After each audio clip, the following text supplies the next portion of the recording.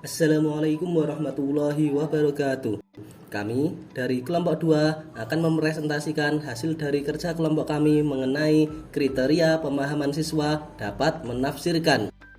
Anggota kelompok kami yang pertama Ayustinia Farnida Ramadhani, kedua Dian Fitriani, ketiga Dimas Ayu Putri, keempat Endah Pratiwi, kelima Fahmud Tajuddin. Kriteria pemahaman siswa. Menurut Mikdik dan Hibah, untuk menemukan bukti pembelajaran harus memperhatikan beberapa aspek kriteria pemahaman. Yang pertama, dapat menjelaskan, kedua, dapat menafsirkan, ketiga, dapat menerapkan, keempat, memiliki perspektif, kelima, memiliki empati, keenam, pengetahuan diri. Dapat menafsirkan. Adapun yang dimaksud adalah kemampuan dalam menarik kesimpulan, membangun makna, membawa ide dan konsep yang saling terkait, dan menciptakan pemahaman mereka sendiri melalui anekdot dan analogi yang berkaitan dengan pemahaman terhadap data, teks, gambar, dan model. Dengan demikian, dapat menafsirkan memiliki arti kemampuan siswa untuk menerjemahkan suatu informasi, baik data, gambar, maupun teks berdasarkan pemahamannya sendiri. Aspek interpretasi. Di dalamnya terdapat 5 poin. Pertama, bermakna. Penafsiran siswa memiliki nilai penting dan sesuai dengan yang diajarkan. Kedua, membuat jelas. Siswa mampu menguraikan dan mengartikan suatu persoalan dengan tepat. Ketiga, berbagai wawasan. Penafsiran siswa sudah mencakup beberapa materi terkait. Keempat, ilustratif. Mampu menerangkan, menggambarkan, dan menjelaskan solusi dari suatu permasalahan dengan jelas. Terakhir, signifikan. Penafsiran siswa sudah benar dan relevan dengan persoalan nyata.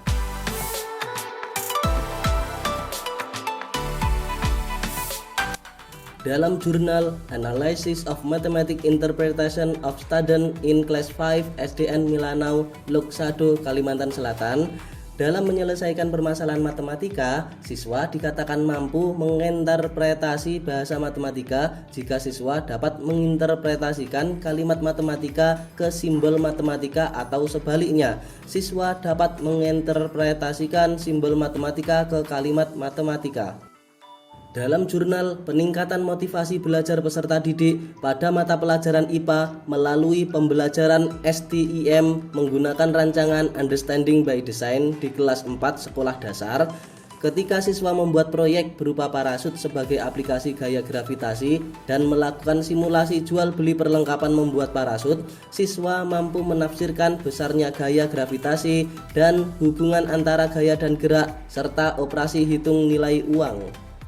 Dalam jurnal analisis penggunaan media pembelajaran konkret untuk mengatasi kesulitan belajar siswa di kelas 4 SD Negeri 107417 Sai Merah pada materi bangun ruang, ketika siswa dihadapkan dengan soal-soal terkait bangun ruang, khususnya kubus dan balok, siswa mampu menafsirkan perbedaan bangun ruang kubus dan balok melalui contoh konkret berupa jaring-jaring. Dalam jurnal Strategi IMBT untuk meningkatkan kemampuan membaca pemahaman interpretatif siswa kelas 4 SD Negeri 6 Lea Kabupaten Buru, dalam membaca pemahaman interpretatif, siswa dituntut untuk memahami isi bacaan yang dibacanya secara tersirat, sehingga siswa mampu memahami ide pokok dari bacaan tersebut dan membuat kesimpulan dari bacaan yang dibacanya. Terakhir, dalam jurnal penggunaan alat peraga untuk meningkatkan hasil belajar mata pelajaran IPA di kelas 4 SD Negeri 6 Buntok, penggunaan alat peraga mata pelajaran IPA di kelas 4 SD Negeri 6 Buntok, siswa dikatakan telah memahami konsep IPA apabila siswa tersebut telah mampu menginterpretasikan alat peraga benda nyata yang digunakan ke dalam konsep IPA. Dengan menggunakan alat peraga yang sangat bervariatif, maka siswa akan lebih memahami materi sehingga dapat meningkatkan keterlibatan siswa.